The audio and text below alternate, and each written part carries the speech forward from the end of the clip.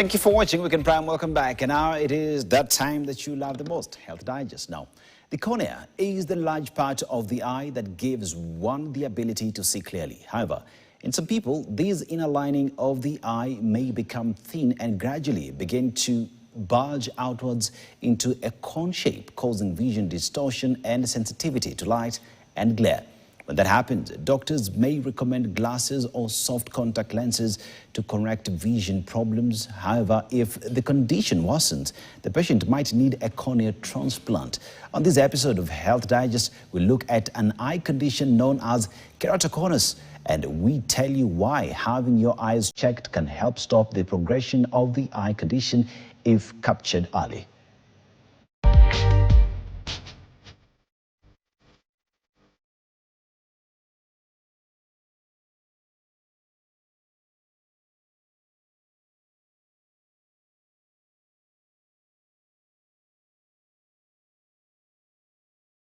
They say the eyes are the windows to the soul, but for a lot of people, that window may develop an unwanted curtain that dims their lives and makes everything dark and blurry. This obstruction to the normal functioning of the eye often elicits an array of emotions at the thought of one losing the ability to see. As the cornea, that transparent part of the eye that allows light to enter the organ, gets thinner, steeper, and bulges outwards into a cone shape. Vision slowly becomes distorted, leaving the patient to start life in an unfamiliar world due to a condition known as keratoconus. Such was the case for Jacqueline Mwiti, a resident of Langata in Nairobi County, who was definitively diagnosed with keratoconus 7 years ago. I was diagnosed in keratoconus actively in 2019. This is because I've gone to different doctors trying to figure out what's wrong with my eyes, not getting correct treatment. So mine is the right eye. I have advanced keratoconus. The vision was so bad, so bad that I could not even see. And true, it causes double vision. Each passing day, without proper diagnosis, she says she was seemingly slipping into a dark world, an uncharted territory she dreaded to venture into, but which now seemed so near. I've been changing glasses so often. In a year, maybe I could change like 2 times, 3 times. And every time I go, the prescription is always high. At that point is when I started looking around, trying to find out what could actually be the issue with my eyes. For me, the right eye, to be honest, when I went to the doctor, he told me that I've lost that eye. The vision was, I didn't have vision on that eye because my cornea had ruptured. And after rupturing, it developed something called head drops. And that is why I could not see with that eye. Sometimes these complications may be aggravated by factors like rubbing the eye vigorously and having a family history of keratoconus, among other factors. I'm not quite sure if I was born with it because as I've been having eye issues for quite some time, since I was primary. So I'm not quite sure at what point I got the keratoconus. The exact cause of keratoconus is not known, but there's genetic association.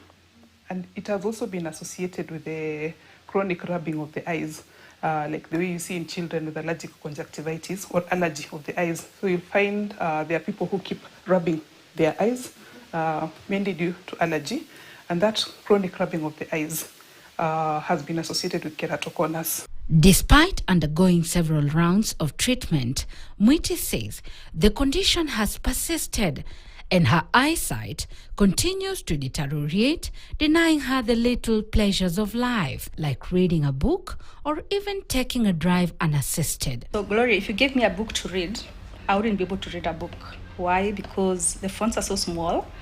So I've resorted to using tablets, and you can see these fonts are not the normal font size. This is the kind of fonts that I can manage to use, even to read a book, to read my messages and all that. I have number issues. Sometimes I see like 5 like a 8, 6 like a 8, 9 like a 0.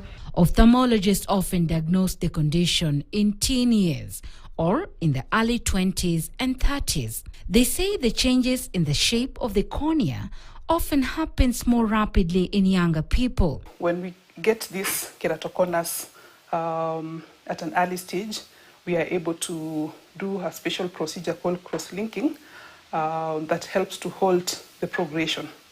Yeah, so it's mainly available in Nairobi. Cross-linking is mainly available in Nairobi, but it's something that we are hoping can be available widely because many people don't access it, and by the time they are coming, cross-linking cannot even help them. My case, I have advanced keratoconus. I've done the right eye, the cornea transplant, and then the left eye. Since keratoconus is progressive, he told me that at least that one he can save the progression, and we did corneal cross-linking. Doctors say untreated keratoconus can lead to permanent vision loss. These changes to the cornea they warn make it difficult for one's eyes to focus with or without eyeglasses or standard soft contact lenses.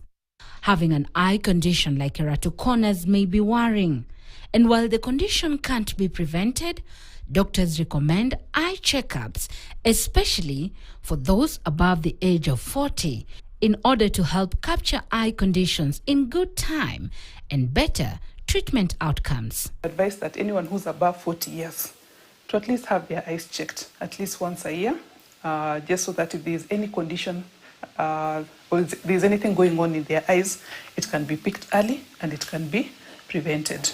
Yeah. And then for allergy, because you were discussing about keratoconus, so children who have that habit of rubbing their eyes throughout, it's really important that the allergy is managed. And I have to squint. Gloria Milimu, KTN.